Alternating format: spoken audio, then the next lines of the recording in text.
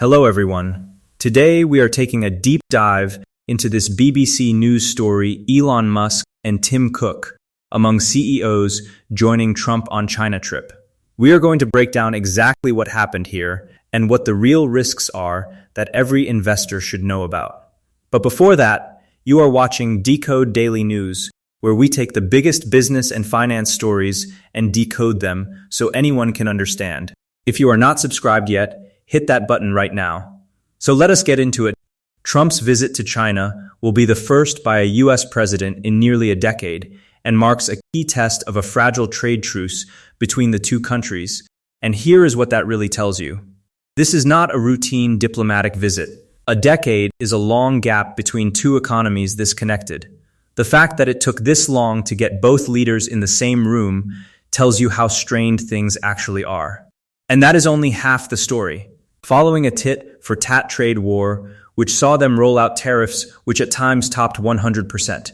Now let that sink in. Triple-digit tariffs. That is not a trade disagreement.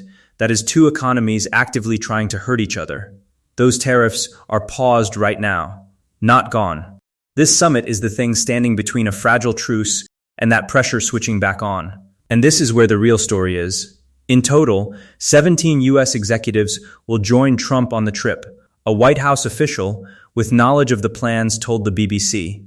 And think about what that actually means. 17 executives. Apple, Tesla, BlackRock, Goldman Sachs, Boeing, Visa. This is not a guest list. This is a signal. When the biggest names in American business fly to Beijing together, they are telling the world that the private sector needs this relationship to hold. Now this is the part I could not move past.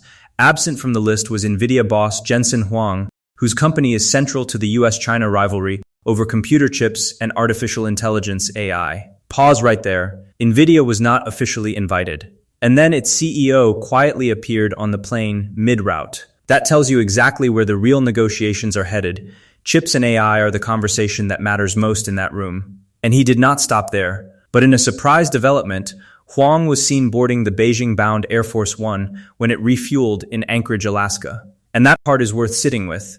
You do not quietly add the most important name in semiconductors to a diplomatic flight by accident. Wherever Jensen Huang shows up, that is where the leverage is. Investors in chip stocks should be watching this trip very closely. That is exactly where my take comes in. But real quick, before I give you my take, this video is for educational purposes only, not financial advice. Always do your own research before making any investment decisions. So, what this trip really represents is a moment where business and geopolitics have fully merged. These CEOs are not just attending, they are being used as proof that America has something real to offer. The sectors most exposed are semiconductors, consumer tech, and finance. If this summit holds, those areas could see relief. If it cracks, the downside could come faster than most people expect. Watch the language out of Beijing closely. Not the headlines, the language. How both sides frame what was agreed will tell you far more than any press conference. If this breakdown helped you, hit like. It genuinely helps the channel grow. And subscribe if you want more decodes like this every week. One question for the comments, with Jensen Huang quietly boarding that plane, do you think semiconductors are about to become the real center of this US-China deal? Drop your thoughts below.